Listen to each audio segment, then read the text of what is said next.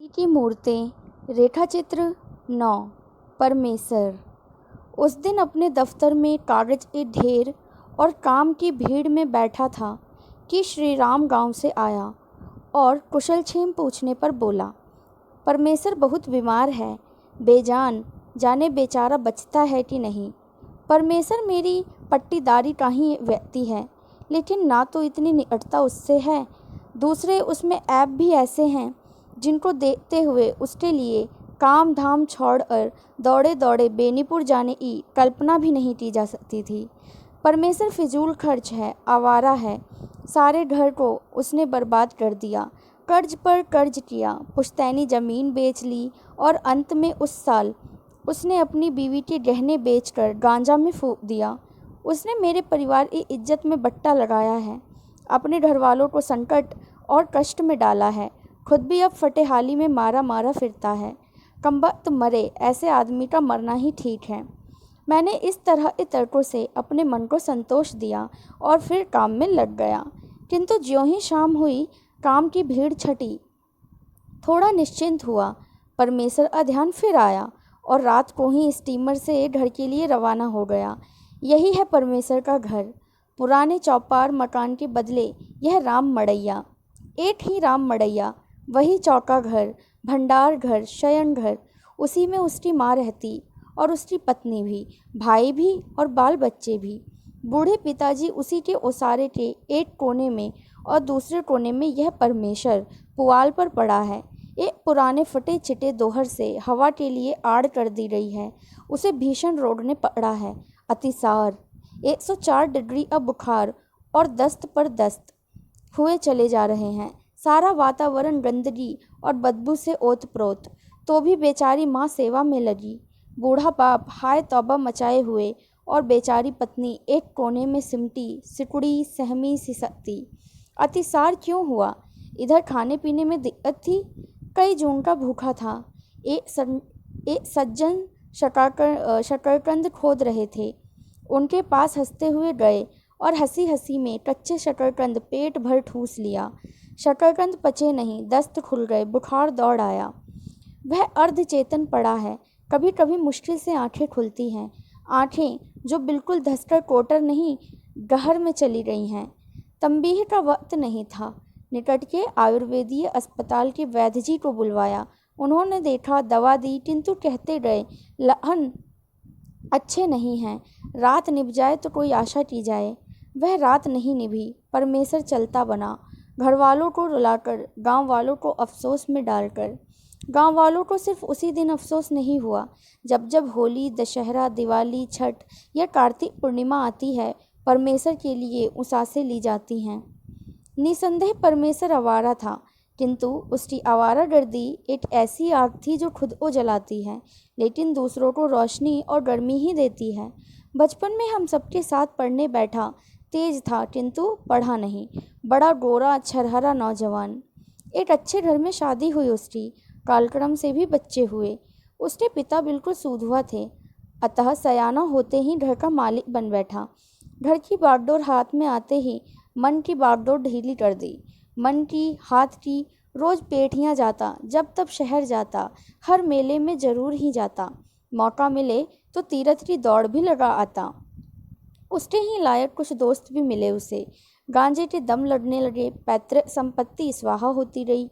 एक दिन ऐसा भी आया कि परमेसर बिल्कुल अकिंचन हो बैठा, किंतु यह अकिंचनता उसके स्वभाव में परिवर्तन न ला सकी। गांजा छूटा, भांग की चिलम जलने लगी। मेरी और भांग को कोई पूछता नहीं। इधर उधर सब जगह उसका जंगल सा लगा रहता है। परमेसर जंगल से खूब दलदार पत्तियां चुनकर लाता, सुखाता, संजो कर रखता, खुद पीता, यारों को भी पिलाता। उसके दरवाजे पर हमेशा एक ढोलक और कई जोड़े झाल बने रहते। शाम हुई नहीं कि परमेसर की राम मड़ैया गुलजार हुई। 12 मास 24 पग उसके दरवाजे पर मंगल मचता। भले ही कई कई दिन तक भरपेट भोजन नहीं नसीब हुआ हो, किंतु इससे गाने बजाने में कोई अंतर नहीं आता। रसिक स्वभाव।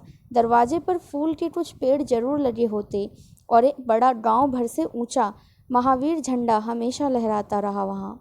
गांव के बड़े बूढ़े उसकी निंदा करते, भर्त्सना करते, गालियां तक देते, किंतु बच्चों और नौजवानों का झुंड हमेशा उसको आगे पीछे दौड़ा फिरता। खेत में तोरी फूली की परमेश्वर की होली पहुंच गई। सरसों का पीला फूल देखते ही परमेश्वर ने होली गाना शुरू कर दिया। और जिस दिन वसंत पंचमी हुई, उस दिन से तो मानो उसे बदमस्तियों का लाइसेंस मिल गया। पेट काट काट कर पैसे बचाकर रखता इन दिनों के लिए। डफ पर नया चमड़ा चढ़वाया गया, झाल में नई डोरियां लगाई गईं, ढोलक पर नया गत दिलाया गया। शाम से ही जो होली शुरू होती तो आधी रात के बाद भी हा हा हू हू से गांव में कोलाहल मचा रहता। और एन होली के दिन भोर से ही परमेश्वर के दरवाजे पर तैयारियां देखिए। भैंस का दूध कहीं से किसी तरह ऊपर करता, चीनी ना हो तो गुड़ ही सही। बड़ी हसल पर भांग की पत्तियां लोने पीसता और पिसवाता, उन्हें पानी दूध और गुड़ में मिलाता, खुद छक छक कर पीता और यारों को भी पिलाता। फिर उन्हें लेकर गांव में निकलना, चाहे गुरुजन हो या छोटे बच्चे जो उसके सामने आए उन पर कीचड़ पड़ी। कोई नाराज हो या गालियां दे, परमेश्वर को क्या परवाह। होली के दिन की गालियां तो आशीर्वाद होती है ना। गांव भर ओम भूत भूत कर वह सरेह में निकलता। जो पथिक उस दिन मेरे गांव की सीमा से निकले उसकी तो दुर्गत ही समझिए। कीचड़ गोबर पानी, बस सिर से पैर तक उन्हें नहलाया गया। इस कीचड़ उछाल में अजब धमाचौड़ी मचती। कोई इधर भागा जा रहा, कोई उधर दौड़ रहा, ललकारे दी जा रही, हंसी के फव्वारे छूट रहे। इस तरह दोपहरिया आई, तब सब पोखरे में पहुँचे, वहाँ खूब उभक चुभक हुई। तब घर भोजन करके परमेश्वर की होली मंडली तैयार हो गई। परमेश्वर अपने हाथ में डफ लेता, नशे के मारे आंखें लाल बनी हुई और अबीर से उसके चेहरे और शरीर की क्या ही बात, सिर के बाल तक लाल बने रहे। बीच में परमेश्वर का डफ, चारों ओर झाल करताल झांझ लिए गाने बजाने वाले, जिन्हें अपार दर्शक घेरे रहते। परमेश्वर क्या सिर्फ डफ ही बजाता? निसंदेह उसके हाथ ताल पर डफ पीटे जाते, किंतु उसके तो अंग अंग मानो गा बजा रहे हों, उछलता कूदता नाचता हाहा करता। परमेश्वर केंद्र में ही नहीं, वह इस साज सज्जा का पूरा केंद्र बिंदु था। गांव के धनी गरीब एक के एक दरवाजे पर गाता बजाता स्वांग करता। अंत में वह शिव मंदिर जाता और वहां से बड़ी रात बीते चैता गाते लौटता। परमेश्वर के बाद भी गांव में होली होती, किंतु वैसा रंग कहाँ जम पाता। यूं ही दशहरे की 10 रातों में वह गांव में कोलाहल मचाए रहता। मेरे गांव में इन 10 रातों में ओझा लोगों द्वारा भूत खिलाने का रिवाज था। अब करीब करीब खत्म हो रहा है, किंतु इस मृत प्राय चलन में परमेश्वर ने मानो जान डाल दी थी। अपने दरवाजे पर गांव भर के ओझों को नेवता देकर बुला लेता। बीच में धूप जल रही है। धूप के सामने सातों बहन दुर्गा के नाम पर 7 जगह चावल सिंदूर और अड़हुल के फूल एक पंक्ति में रख दिए हैं। उस पंक्ति के आगे बेंत की लाल छड़ी है। ओझा लोग गीत गा रहे हैं, झांझ बजा रहे हैं। गीत अस्वर उठान की आखिरी चोटी पर पहुंचा नहीं कि उनमें किसी न किसी के शरीर पर कोई भूत ब्रह्मा चुड़ैल देवी आदि कई कोटि हैं उनके आया। भूत आते ही ओझा शरीर हिलाने लगते, पहले धीरे धीरे फिर जोर जोर से। शरीर हिलाते हिलाते बेंत उठाई और उस बेंत से अपने शरीर पर तड़ तड़ लगे मारने। ओझा बेंत से शरीर को पीटे जा रहे हैं और लोग कह रहे हैं, देखो महाराज घोड़ा कमजोर है, ज़्यादा पिटाई मत करो। बड़ी आरजू मिन्नत के बाद भूत महाराज को दया आई तो छड़ी फेंक ओझा कोहनी जमीन पर पटकने लगे। यहाँ तक की जमीन खोद दी, बत्ती जला के मुँह में चबा डाना, हाथ पर धधकती आग वाली ढकनी रख लेना आदि करतब भी दिखाए जाते और अंत में भेंटी की ठीकी जाती। मन की बात कहकर उसकी पूर्ति के उपाय बताकर भूत चला जाता। भूत आते ही दर्शक मंडली में खलबली मच जाती। अजब अजब प्रश्न किए जाते, चीज़ें मांगी जाती। परमेश्वर के हाथ में मानो भूत असूत्र हो। जिस ओझा पर जिस भूत को चाहे वह मंगा सकता था। कभी कभी वह खुद अपने ऊपर भी भूत बुलाता। उसके भूत अजब किस्म के होते, नए हाव भाव करते, नई बोलियां बोलते और उनके आशीर्वाद ऐसे होते कि सुनते ही लोग लोटपोट हो जाते।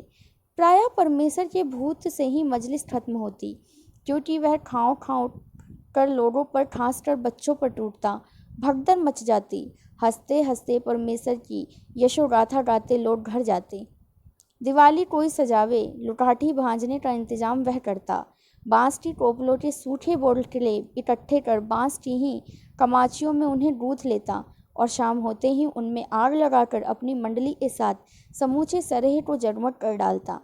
यूं ही होलिका दहन का प्रबंध भी वही करता। गांव भर के पुआल डंठल आदि इकट्ठा कर एक महान टीला बना देता। जो लोग सीधे नहीं देते उनकी चीज़ें चोरी भी करा लेता और उसी पर डाल देता। प्रायः वे खुद ही उसमें आग लगाता और तरह तरह के कुतूहल से उसे जलाता और बुझाता। कार्तिक पूर्णिमा। बस परमेश्वर अपनी मंडली के साथ गंगा स्नान को चला। स्टेशन पर आया। टिकट कौन कटाता है?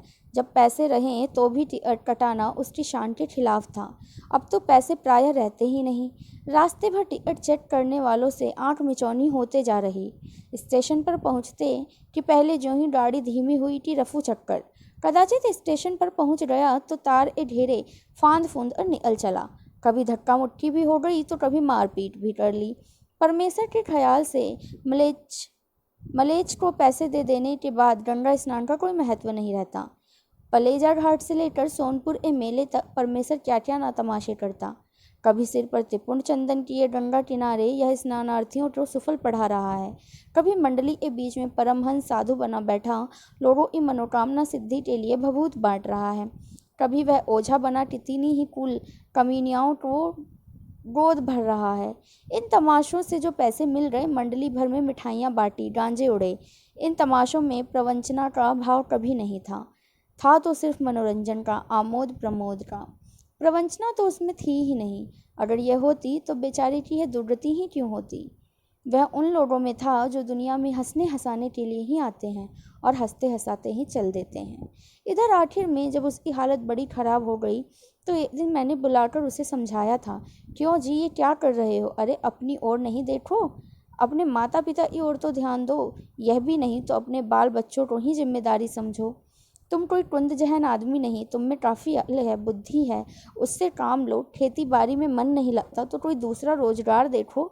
शहर में कोई छोटा भोजनालय ही खोल लो, खा पी के कुछ पैसे बच ही जाएंगे। मैंने कई ऐसे आदमियों के उदाहरण भी दिए जो ऐसे छोटे छोटे रोजगार से अपनी और अपने परिवार की परवरिश चला रहे थे। उस समय तो कुछ नहीं बोला।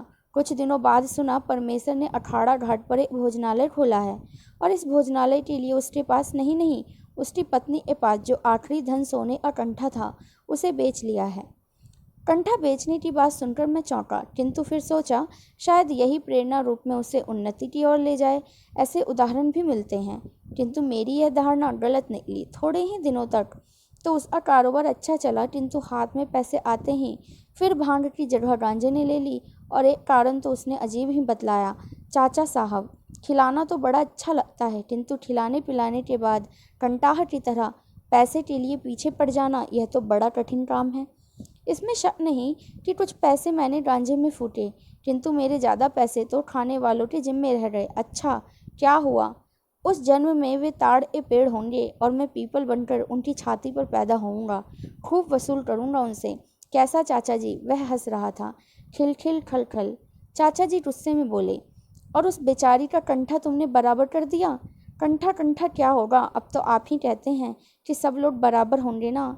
सबके कंठे होंगे तो क्या आप लोग उसके लिए नहीं बनवा देंगे? और आप लोगों का राज ना भी हो तो यह करिया मुसहर की जोरू कौन कंठा पहनती है? चाचा जी, सुख मिलता है या तो तकदीर से या मेहनत से। मेहनत मुझसे बनती नहीं, तकदीर मेरी अच्छी नहीं। फिर मांग पीटकर हा हा ही करना और इसी हंसी खुशी में ज़िंदगी गुजार देना, बस यही मुझसे होगा। मेरे लिए चिंता मत कीजिएगा। मैं गुस्से में चूर चूर उसे कहने ही जा रहा था कि वह धीरे से उठा और हंसता हुआ, मालिक है सियाराम, सोच मन काहे करे, गाता चलता बना, मानो मेरी बुद्धिमानी पर व्यंग्य कसता।